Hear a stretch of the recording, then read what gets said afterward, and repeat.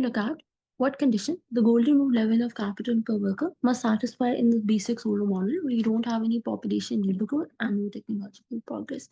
Let's first recall what do we mean by a golden rule level of capital per worker. Now, K star gold is the golden rule level of capital per worker. So this is the value of small k, the value of capital per worker that maximizes steady state consumption per worker. Maximizes steady state consumption per worker. So the key is this, that the goal is when we're finding the golden level of capital, the goal is that you want to maximize steady state consumption per worker. So there are two very important words here. Number one is, oh sorry, let me just this and open the highlighter. So number one is maximize, the second is steady state, right? Consumption per worker, right? So these are, so the keywords are maximize and steady state. Like let's just maximize and steady state are the two key things to keep in mind over here. Okay, we want to maximize steady state consumption per worker, right? Okay. So step one is going to be sorry, my bad. Sorry. So step one is going to be, we write consumption per worker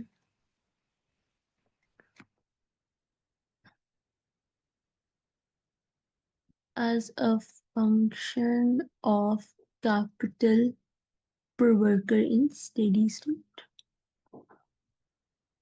Per worker in steady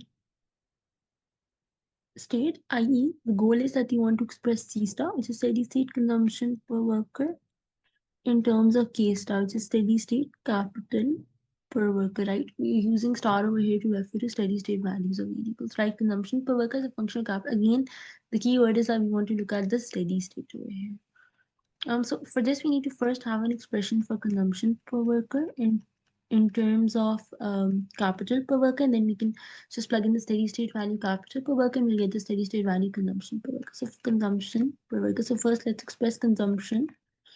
Let's first find what consumption per worker is. Since y is equal to c plus I, so we know from here c is equal to y minus I. Now now the c is y is equal to c plus I comes from the assumption that it's a closed economy and there are no public savings. So now dividing both sides by n,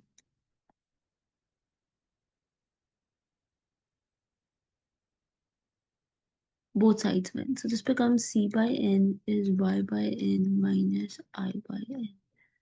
Now let's just say let C by N be equal to small c, consumption per worker, Y by N we know is output per worker, and investment by worker is equal to small l, right? We're using lowercase letters for per worker version of the variables.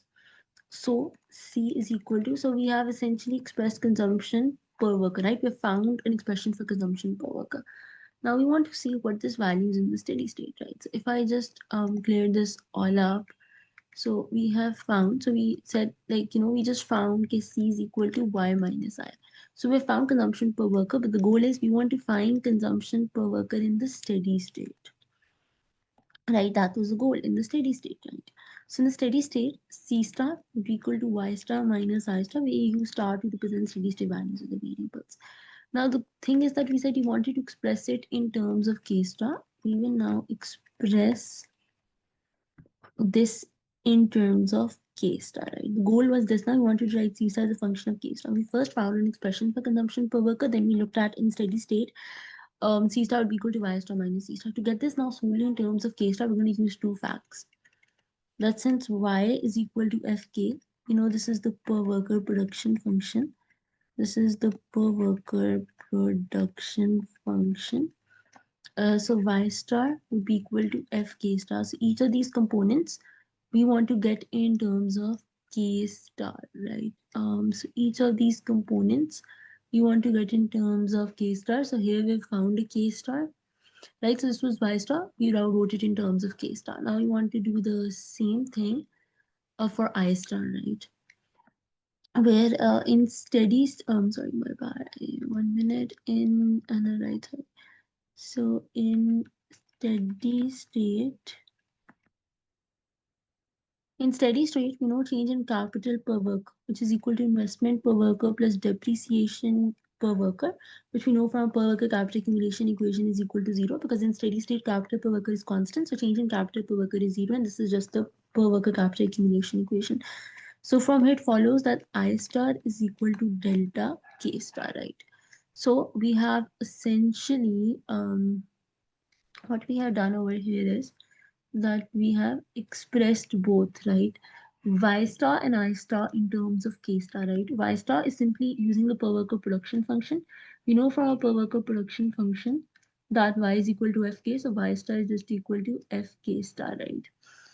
And then we know so then we know that I star, we want to write that in terms of K star. Here we use the fact that in steady state, right, we know change in capital per worker, which is investment per worker minus depreciation per worker is 0. So from here it follows I star is equal to delta K star.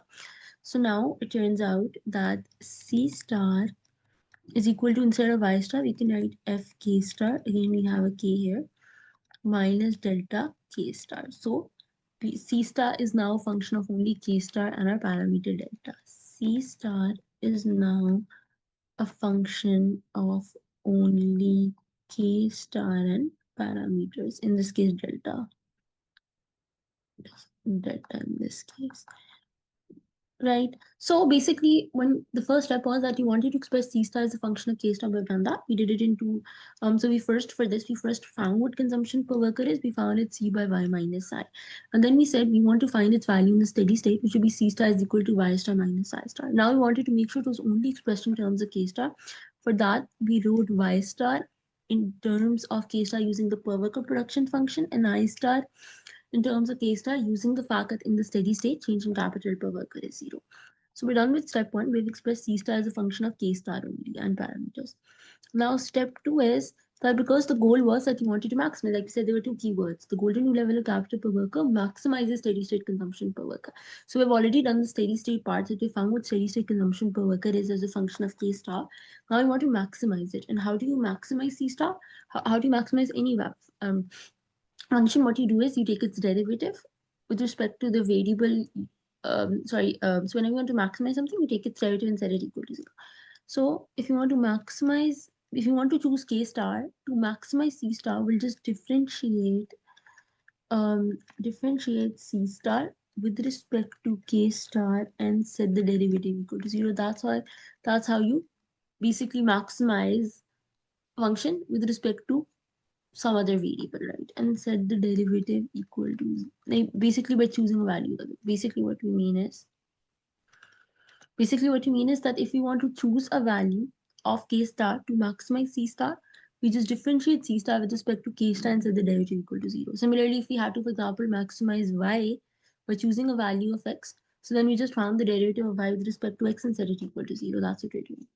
So partial C star by partial K star is just essentially, okay, if we just recall quickly over here, we just found Kc star is equal to Fk star minus delta K star. That's what we found in step 1, right? So when I take its derivative with respect to K star, this would become F prime K star minus delta is equal to 0. So golden rule level of capital per worker is given by F prime K star is equal to delta, where this is the marginal product of capital per worker. So we have derived the condition. This is marginal product of capital per worker. So this is the slope of the per worker production function in the Solow diagram. The per worker production function was Fk, right? It was Fk, right? So this is its slope F prime. Right? So for per worker production function in Solow diagram right? This is the depreciation rate, right? And this is the slope of the depreciation or break even investment. We also call depreciation in a basic Solow model as break even investment per acre. Break even investment, slope of the depreciation break even investment per worker line, investment per worker line in Solow diagram, right? So we have derived the condition, right? This is the condition, right? So we were talking about deriving the condition, we found it. It's where your marginal product of capital per worker, I slope of the per worker production function in Solow diagram is equal to the depreciation rate, the slope of the depreciation, or what we call the break-even investment per worker line as well in the Solow diagram. And so this is done for the basic Solow model. We don't have population labor growth and no technological progress.